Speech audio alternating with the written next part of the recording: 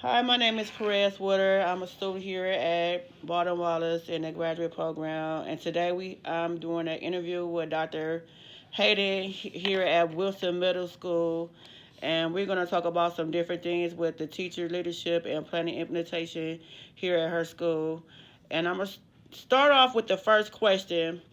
What are one or two different things from your prior experience or education do you see as being the most relevant and viable to leadership position? So that's a really good question. Um, so for me, my background is actually in general psychology and educational psychology. I started off with the school district as an educational interpreter for the deaf, and then just went back to school and got into leadership. But I think the one thing that's been the most beneficial from my background has been the psychology degree. Um, because on more than one occasion I come into my office with somebody and I shut the door and it just I listen to them. That's good. You know what I mean, and let them unload whatever it is they need to get out. So the psychology has definitely been the biggest help to me. Okay. Um, what do you enjoy and most least, or the least, what you like less about the position being a principal here? What I like most about the position is dealing with the kids. Okay. They are the fun part of my day. Even if it means discipline or whatever, it's a learning experience, Okay.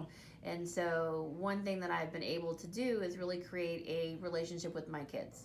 So they know that while we may not agree and I may still have to give them a consequence, they know that I will listen to them Right. and they can get their side across.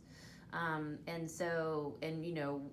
changed my mind about things because I've listened to them. Okay. To me, the hardest part or the least favorite piece I have is the adult discipline. Okay. When I have to go back and deal with an adult because they're not doing what they need to do. Okay. That's the least enjoyable part of the job. Okay. Um, we're gonna touch on skills, planning, and organization. Can you describe some of your experiences managing multiple long-term projects with meeting immediate demands? I know this job is demanding. You have different things for us. I know you got to do what you call it. I know you got to do the observations Right. and different things of that nature. So, yeah, there are a ton of things that are on your plate every day, and the job just gets more demanding, not less, I have found. So, like, I'm just starting my 6th year, and I can't say that any 2 years have been the same. Right. Things have changed. The most important thing to do is to find a good administrative team to support you and really leveraging your leaders within the building. So, like your building leadership team, and that includes using your teacher leaders too. So you really have to have a good relationship with the people around you so that you can help delegate that. And that's been the hardest part for me, to be quite honest. Okay. Is to delegate those authorities and not try to do it all myself because I can't do it all myself. So you have a vice principal with Yeah, you? I do. I have a Okay. vice principal, and then I also have a model lead teacher. And so while she is not technically an administrative person, I lean on her because she is a coach for the teachers Okay. for more of that academic or instructional support. So if a teacher really needs coaching in about their instruction, I really use my model lead teacher for that. And I use my assistant principal to really help with sharing the load of like discipline and just the day-to-day management of stuff so that we can both get into classrooms and do the observations, because really that's the most important thing that we need to be doing every day. Okay. Question. With the COVID-19, I know Mm-hmm. it's going to be kind of difficult to do observations. So, what are some plans that the school district are have come up with as far as I know they usually do, is it a TIES, TDS, or stuff like that? Yeah, so we're switching this year. Okay. So we are doing, we're piloting a new program. They're calling it TDS 2.0. Okay. And so to be honest with you, I don't know all of the specifics in it yet. I actually I have a training on that coming up. So it'll be a little bit different just because of where now they've changed the rubric for one. Okay. And so that was part of the Cleveland plans that's approved by the state. So that's where that comes from. But then you throw in the mix that now we're virtual for the first 9 weeks. Okay. So what we are doing for that is teachers will have schedules where they are specific times. Well, they will be online live. Okay. And so then I will have the ability to pop into their classes and see how things are going. So will it be really so much for evaluations? Probably not, because this is something we're all learning to do right now together. So I think really it'll just be anything that I see would just be a feedback, try to help them improve on what they're doing. Okay. What strategies do you use when you face with more tasks than time to do them? I work late. No, don't work days. Yeah, so that is one thing about this job is you are not bound by 9 to 5. I mean, right. There are quite often days that I work on the weekends. I was just about to ask you that. Do you come in work on the weekends? So I do. Sorry.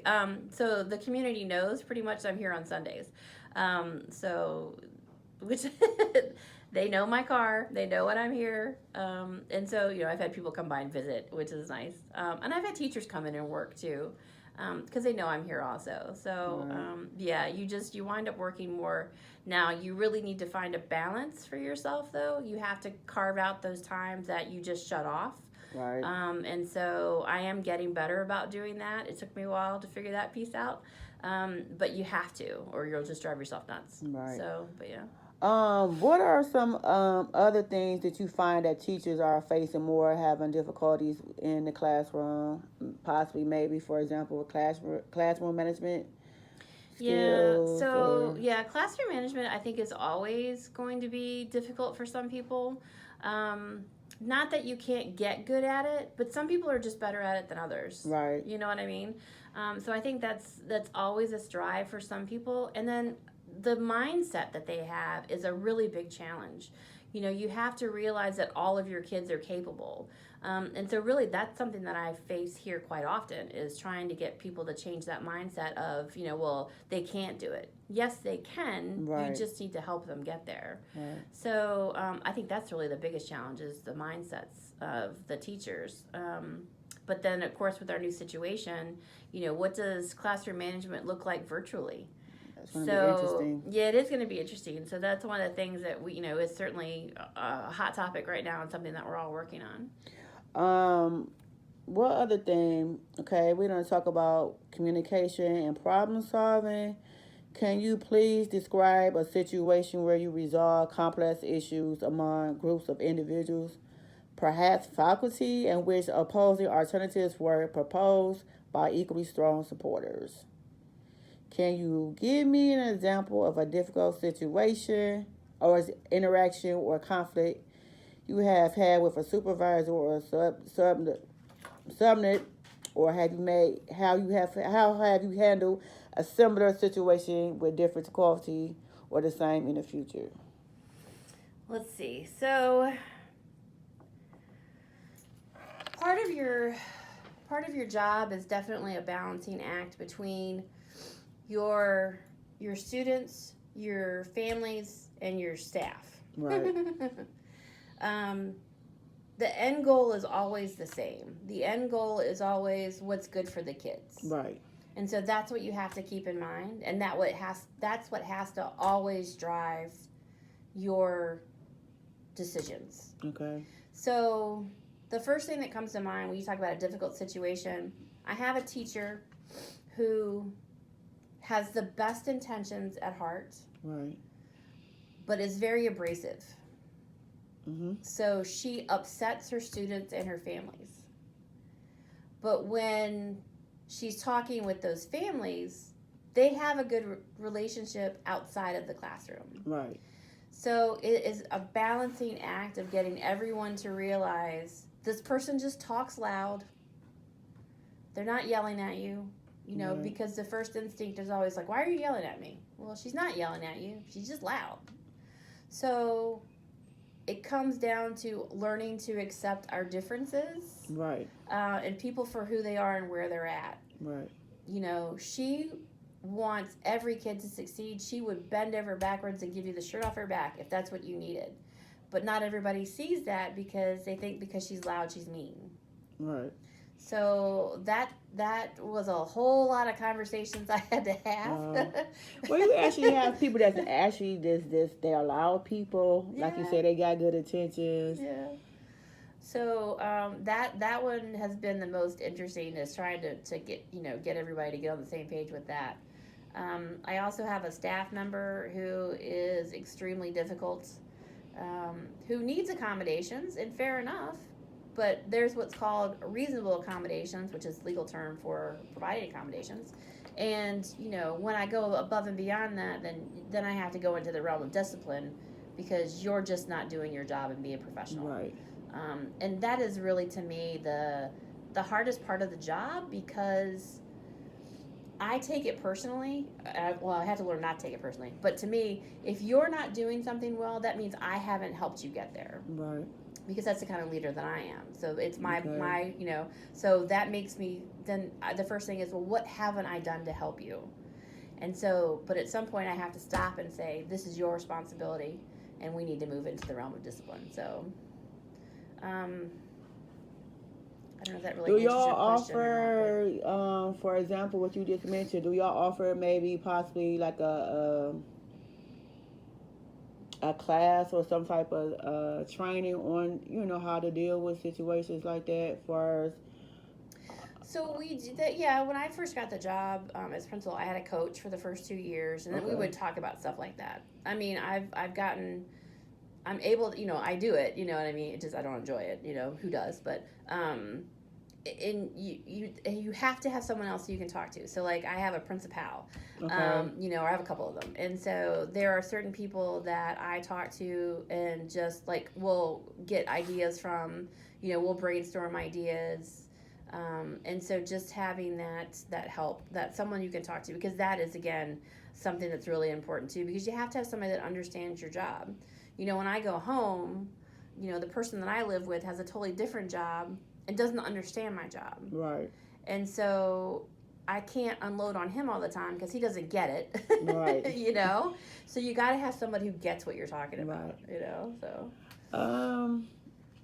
Okay, with all this stuff that's going on in the world, dealing with the COVID-19, and so we're all pretty much going to be using technology, and a lot of people have not really been adaptive to it, don't know too much about technology.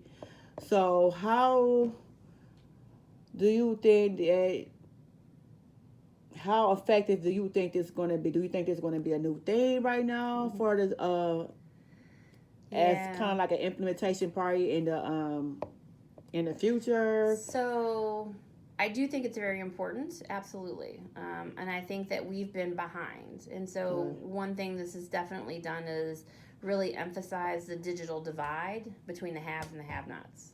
Okay.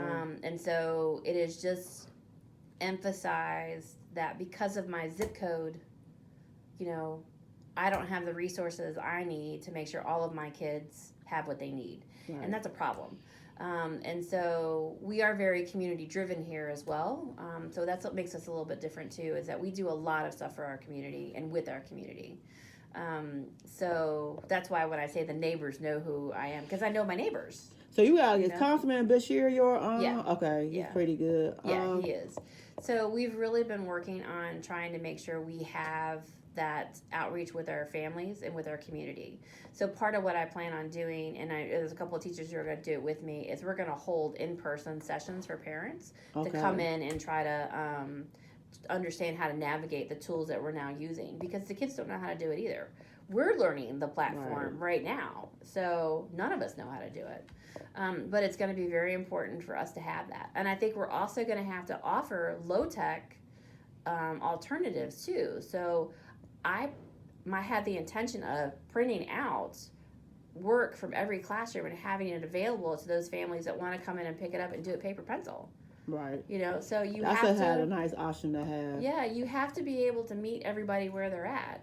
So, and the district is working on getting one-to-one technology for our students, which is fantastic. So, I think once that happens, that will really kind of level the playing field a little bit more, because then we'll all have access.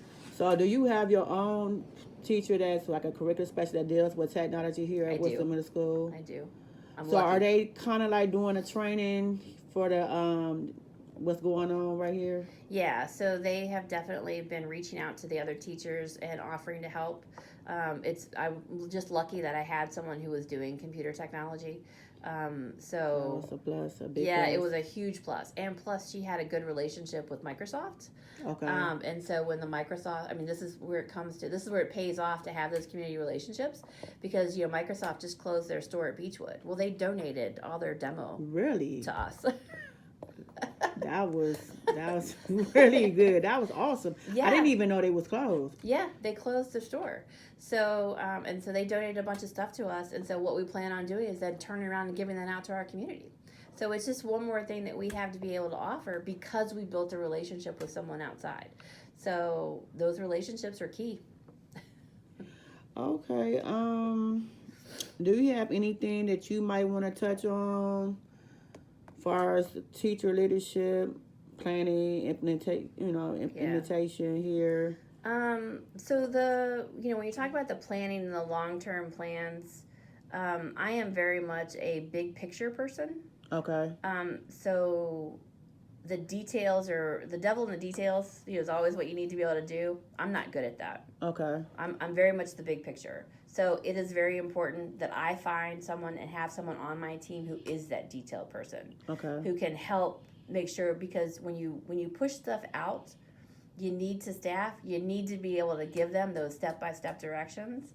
And again, that's my weakness. So you really just have to make sure that you find that you have to have the people around you that complement you, that fill in those pieces that you may not be so good at, so that they can be a leader and also help you be a better leader.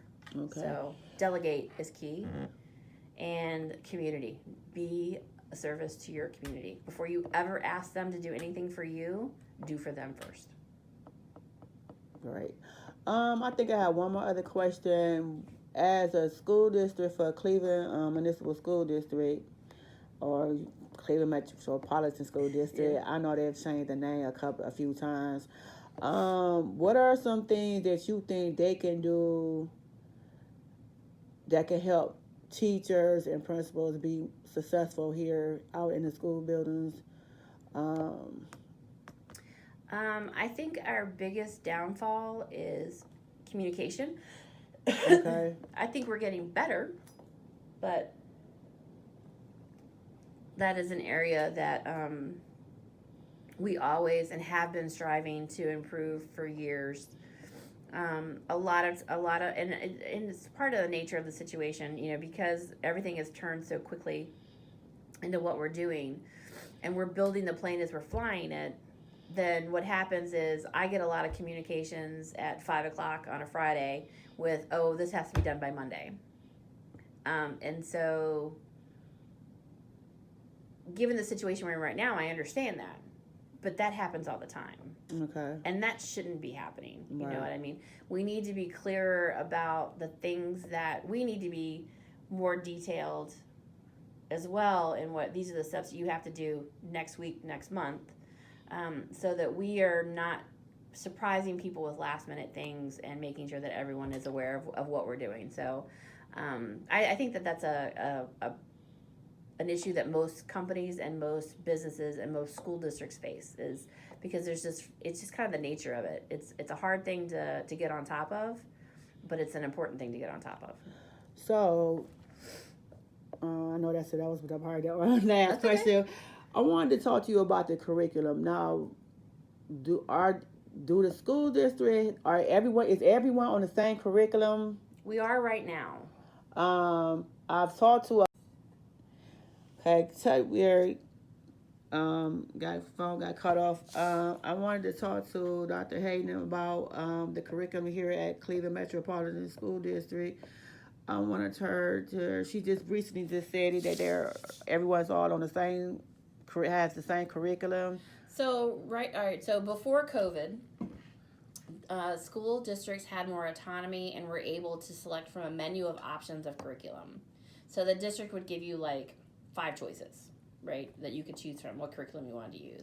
Is this for per school or? Yeah. So how did you feel about that? Did you think that was a great idea? Yes, I do, because it gives you more autonomy in choosing what fits your school population better. Okay. So yes. It also relates back to your budget. So it would depend on if you could afford it. You know, if you had it within your budget to do, you could do it. If you didn't have it in your budget, then you were stuck with the curriculum that the district had adopted. Now, given everything that's happening right now, that's kind of out the window. So they want us all to be very focused on very specific things. So we are moving as a one district. Instead of 100 schools within a district, we are moving as one. And so to do that, they have limited our choices down to 2. Okay. So everyone had a choice between 2 curriculums for ELA, and we're using the same math curriculum that was adopted by the district. And the reason for that is because we're staying very focused on the standards that we need to hit for this year, because we had so much lost time last year. Okay. And so it is just a way to keep everyone together and to move forward together. And I don't disagree with that. I think given the situation of what's going on right now, and to try to move the district as a whole, it was a smart choice. Because then it doesn't matter really where you go right now, which school you're assigned to, we are all doing the same thing. And I think that's very important right now. I think that once we get out of this situation that we're in, then having that flexibility to address your specific population will be okay. But right now, we really need to focus on gaining that momentum that we lost. Okay. I know a lot of people. Like I said, I have a couple of people that's teachers here at the school in the school district. How often do they change the curriculum? Is it like every few years? Do you think that? No, I don't think so. I mean, like I said, you get the choice part of it is new. Okay. And so that's when you've been seeing more changes happening, because the principals have been allowed to make those choices now. Before that, we hadn't. And so, like, our ELA program is Journeys. Now, this is the last year that Journeys will be supported within the district. But that was adopted, I want to say that was adopted in 2012. Okay. So we had that same curriculum for 11 years. Okay. Or 9 years, you know what I mean? Okay. So, but now the district is choosing one that's more research. They're going with their research based. So at the time, that was what they chose, and that's what had the most ratings. Well, that no longer has the best rating anymore. Right. So now the district is changing. But again, it's been since 2012, I think, okay. maybe 2013. So no, it's only with the autonomy of the buildings that you get that. So I really don't. Maybe you could explain this. So why do different schools have different budgets? Why some schools might have more? Mm-hmm. Now, how does that happen? That is an interesting question, isn't it? It's based off of student enrollment. God, I need to put this on. I'm gonna be done in a minute anyway. Okay. It's based on your student enrollment. So it depends on the number of students you have and the type of students you have. So students are weighted differently. So like if a student is behind or off track in reading, then they get more money because you need more services. Okay. If a student is special ed, they get some extra money. But if a student is special ed in a self-contained classroom, they get even more money because, again, you need more specialized services. So that's how it's based off of your student enrollment. So are they implementing more reading programs here in the school district for certain? We are, yeah. So we are lucky to have a reading recovery teacher also, who focuses in. All right, I'll see you later. She focuses in. Oh, are you gonna come tomorrow? I'll bring you that laptop. Yes, I'm coming tomorrow. Okay, I'll see you tomorrow. She focuses just on working with students one-on-one who are off track in reading from K-3. Okay.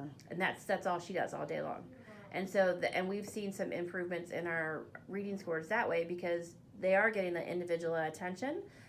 Their kids are able to get back on track, and so then that in turn means less special ed in testing, in referrals. Someone else came in because we're getting them back on track. Okay. Now, with all the testing that's taking place, what do you think kids are struggling with the testing? Do you think it's part of the reading comprehension? I know a lot of the stuff is writing, like word problems or using critical thinking to test now. So yeah, that's it. You just said it. Because you have to change how you teach. And so that's taken some of the adults' time to switch in how they approach it, because you said it exactly. You have to teach the kids how to be critical thinkers. And so that's a whole other game plan. On top of that, we do all of our testing now on a computer.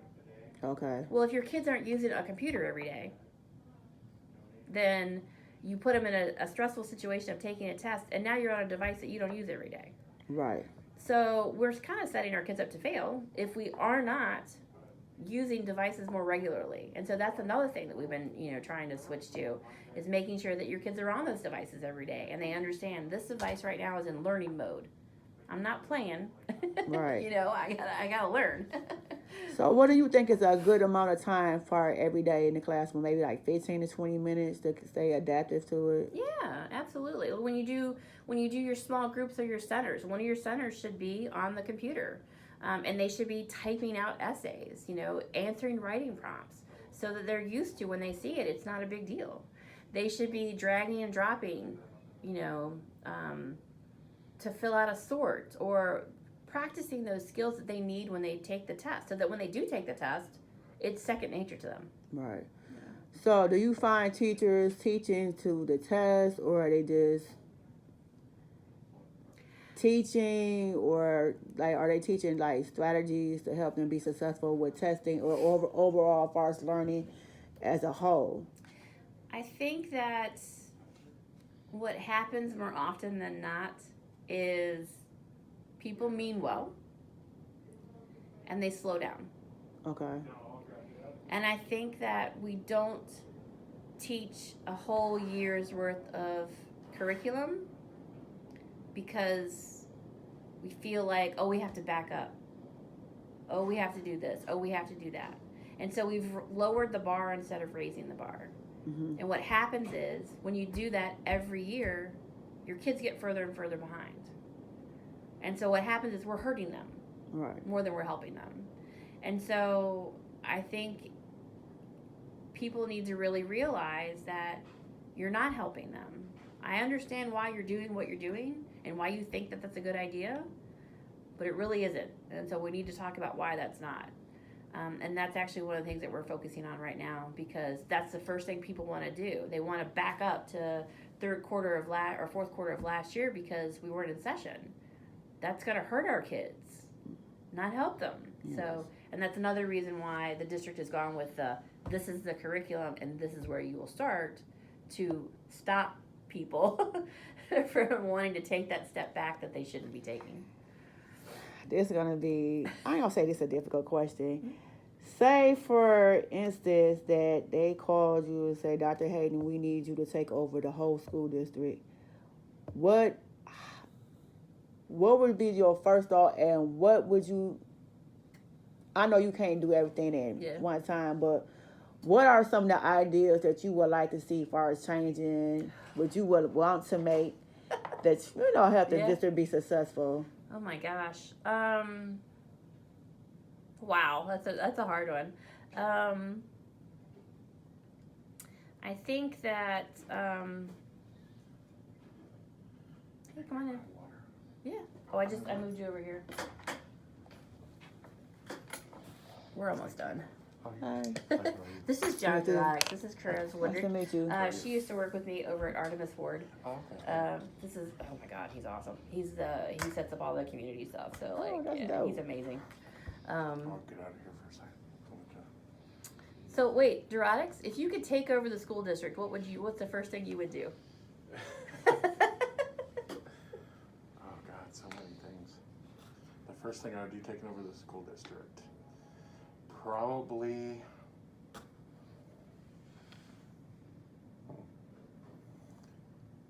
Are you recording me? She's doing a paper.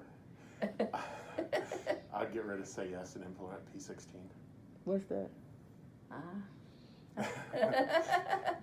What is that? So Slavic Village has what's called the Slavic Village P16, and so what it is they look at from preschool to college as a student travels through, removing as many barriers as you can along the way, whatever that barrier may be. Instead of your kid missing school because they have a doctor's appointment, you bring the doctor to the school. Yeah, they have medical clinics. So basically, Third Federal has their headquarters in Slavic Village. And so the Slavic Village neighborhood, they provide, is it $1.2 million a year in funding. Yeah. And that is distributed into MyCom. And then MyCom, they do needs assessments. Basically what it boils down to, they find out, so P is pre-birth decay, and then it's 16 because 1 through 16 is all the way through 4-year degree in college. And they provide services for not only just schools, but housing, nutrition, from the ground up, everything. And it's $1.2 million a year, and they've done it for 10 years.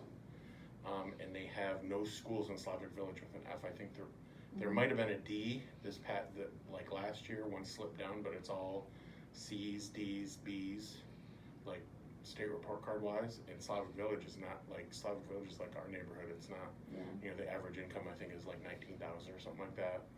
So it's proven to work over like a decade. And you said you want to get rid of it? No. Oh. He would rather say yes be more like P16. I'd rather have P16 than say yes. Yeah. Okay.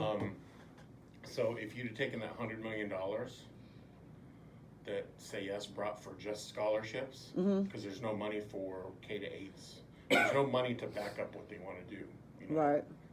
There's no money for K to 8 programs to increase the likelihood of a senior making it into college or being successful that year. And there's a whole presentation you should go. They do a wall presentation at you Third would like Federal. Okay. I think it's the first Thursday of every month, but I don't know if you have Natalie's, but I'll email Natalie stuff to you and you can get an invite to go see. And they have a whole presentation on it. But anyway, I'm telling you like in 30 seconds what they tell you in like 2 hours. Okay.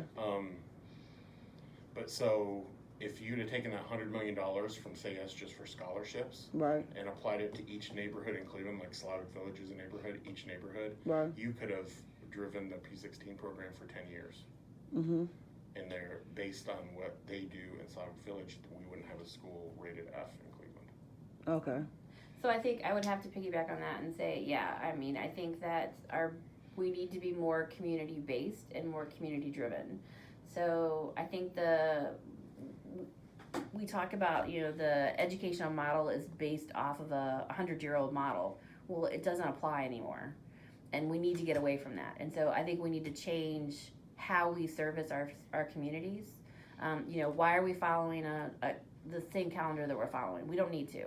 We really should be going year round. Everybody should be year round because that's where you have the biggest impact. And you should be offering more services to your community, not just the families that you serve, because you are the hub of your community. Right. So that's what I would do. I would be more community based. P16 is the whole community. It's not just the school. Yeah. The schools don't receive any of the money. The schools just receive the services provided by the community providers in the neighborhood. Okay. And it's all year round. They don't stop. I mean, they can't control the schools being just on that system, but they can control what's offered in the summer. So there's programming all summer for the community and the kids in the community. So it's not. Okay. Yeah, go check them out. You'd like them. Okay. Sure will. All right. In conclusion, anything you would like to add or? No, I don't think so. I mean, you've got my number, so if you have any more, if something pops into your head you want me to answer, just let me know and I'll shoot you an answer. Thank you for doing this interview with me. Thank It you was for very coming. informative. Yeah, it's great to see you. Same here.